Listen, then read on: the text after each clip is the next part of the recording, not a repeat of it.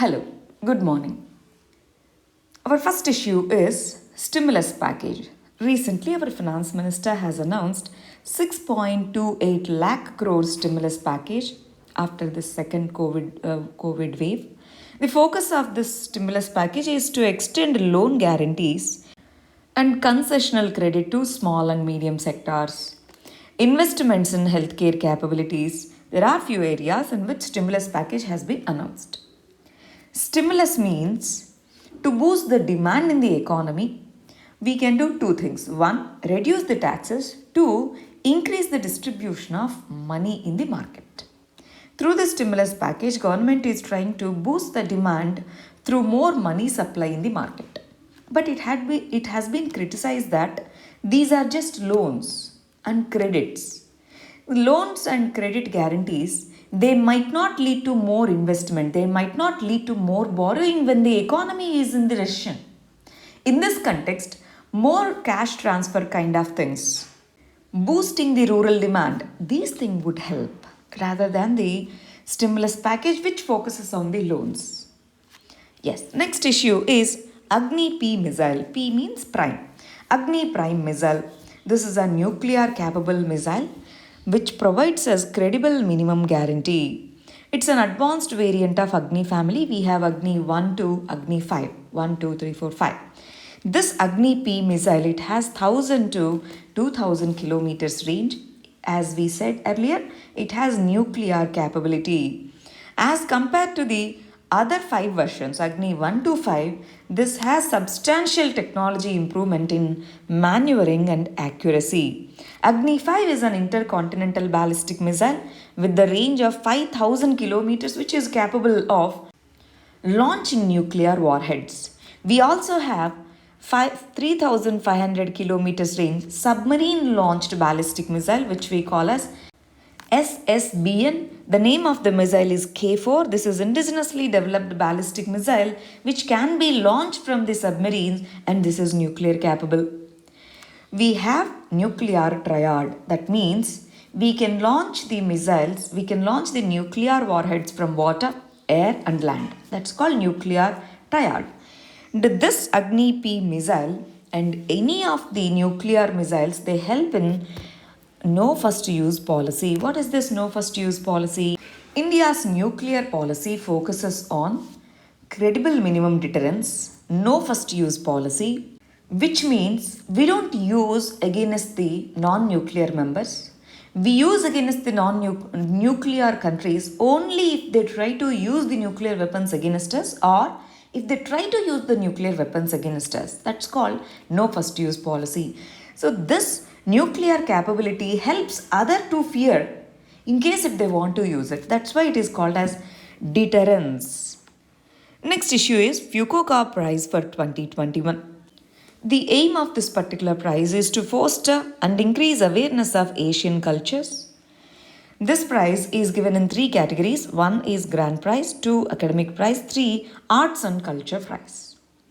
And recently, P. Sainath from India, he has been awarded with Fukuoka Prize for promoting civil cooperation through his writing. He is famous writer with regard to rural issues, rural development and related issues. 11 Indians so far were given this Fukuoka Prize. One among them is Romila Thapa, one of India's famous historians. Next issue is interview with Assam CM. Recently, Assam has introduced a population control strategy in which it said that population criteria would be considered to give the benefits under government schemes. So now, in this interview, Assam CM discussed that we need incentive and disincentive approach towards population control. That means if someone goes for population control measures, they need to be given incentives. If others are not going for it, they should be punished. That way, we can go for population control. But some communities like SCs, STs, tea gardens, though they are not given ST status, they are of scheduled tribes only. They are tribes only. In this context, they are given exemptions because of the national level policies and because of the limited size of the population. And this issue has also been discussed in this interview, that is drug issue. Assam is going on a large scale drug control.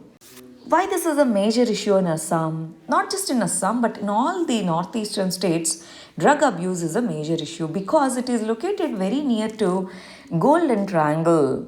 Golden Triangle in the Myanmar, Laos, Thailand. These three countries, Cambodia also. Combinedly, we call them as Golden Triangle. It's one of the world's drug producing areas. As Northeast provides transit, it is more vulnerable in this context. Without coordination from the neighboring countries, without the coordination from other states, controlling drug abuse in Northeast would be a difficult task. Next issue is CoWIN's open source software. Recently, government has announced that CoWIN application would be provided as an open source software to nearly 50 countries who have expressed their interest in the technology, especially in the Central Asian region, Africa, Latin American countries who want to access this, they would be provided with this. CoWIN app works based on the cloud system, cloud computing, IT based cloud solution. It is for planning, implementing, and monitoring, evaluating the COVID 19 vaccination. We can consider CoWIN app as an extension to EVIN system, Electronic Vaccine Intelligence System. This system's extension is CoWIN app. EVIN tracks the vaccine stocks, but CoWIN tracks everything from planning to evaluation. Next issue is disinvestment. Recently, our chief economic advisor has expressed positivity towards achieving the target of disinvestment of this year, that is 1.75 lakh crores. What do we mean by disinvestment? Selling the shares of the public, that is government, in the PSUs. This is called as disinvestment. This year's target is 1.75 lakh crores. In this context, the disinvested money, if it is invested in the capital expenditure, that means infrastructural projects, etc., it will have multiplier effect. This multiplier effect in various sectors. 1. Infrastructure would be developed. 2. Economic activity. 3. Employment. So in multiple ways this helps. That's how this capital expenditure is seen as one of the investments in economic revival. Disinvestment for this year, major disinvestment projects for this year includes initial public offering of LIC, privatization of BPCL, Bharat Petroleum Limited. Right. Next, let us understand the editorials. Sedition case. There are two editorials today on sedition issue. What is the recent issue? One of Lakshadweep's filmmaker was arrested in sedition case. Kerala High Court has granted bail to her. In this case, what we have to understand is sedition violation of the constitutional principles or not? Should we remove the provision of sedition from the IPC? These issues we need to consider. Recently, Supreme Court in Vinod Dua's case said that strong criticism of government is not equivalent to sedition. Sedition is against Article 19. In Kedarnath Singh case, Vinod Dua's case, Supreme Court did not strike down this particular section, section 124A. It said that use of it should be restricted. It did not strike down. And sedition is not part of reasonable restriction under Article 19.2. That means it violates Article 19.1A, freedom of speech and expression. Anything that violates the fundamental rights can be declared as unconstitutional according to Article 13. So in this context, should we scrap this provision of sedition? Law Commission of India has considered this argument and said that sedition as a provision is required, but it should be used sparingly. That's the Law Commission of India's stand regarding sedition. Next issue, privatization. Government is going for privatization of many companies, and Niti Ayog's strategic disinvestment plan and privatization plan also emphasized on that. But do we need to reconsider privatization? Why can't we review it? For example, if you take the outright privatization, India is looking for Atmanirbhar, that is self-reliance. But we have bigger PSUs wherein private sector is unable to invest, unable to buy that much share. Indian private sector scope is limited.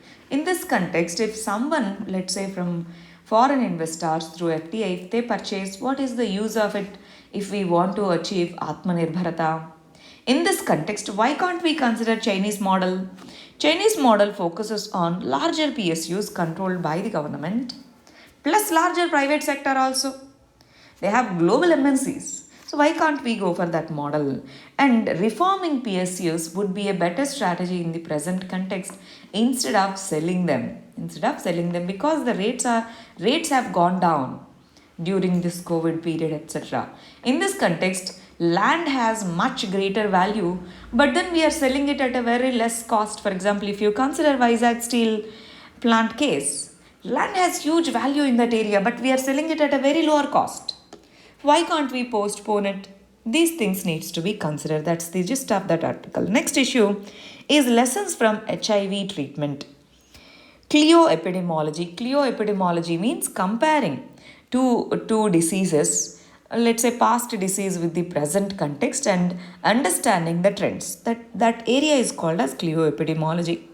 According to WHO, 90% of HIV infected people live in India. They are undergoing antiretroviral therapy. In this context, are we losing out in case of HIV treatment? Before COVID, before the start of COVID itself, the progress in HIV treatment has slowed down in the recent years. In this context, India is a role model in addressing the HIV cases. We have National AIDS Control Program, which is considered one of the world's largest programs. In this context, negligence in any regard will bring us back to square one. We have to start it again.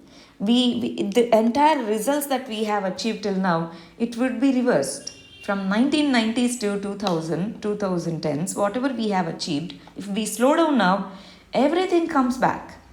We have to be very careful in this regard. We should never neglect one disease as we are facing the pandemic now. Final issue is foreign investment. Bilateral investment treaties have been violated through retrospective taxation in case of Vodafone and Crane case. In this context, how to bring in the confidence? We want to promote Make in India, Make for the World. How do we bring in the foreign investment when we don't have the clarity over the policy? In this regard, government should have clear policy and retrospective taxation. This have to be limited. At the same time, we have to address the frauds committed by the foreign investors. That way, we can build in the confidence. Thank you very much. All the very best.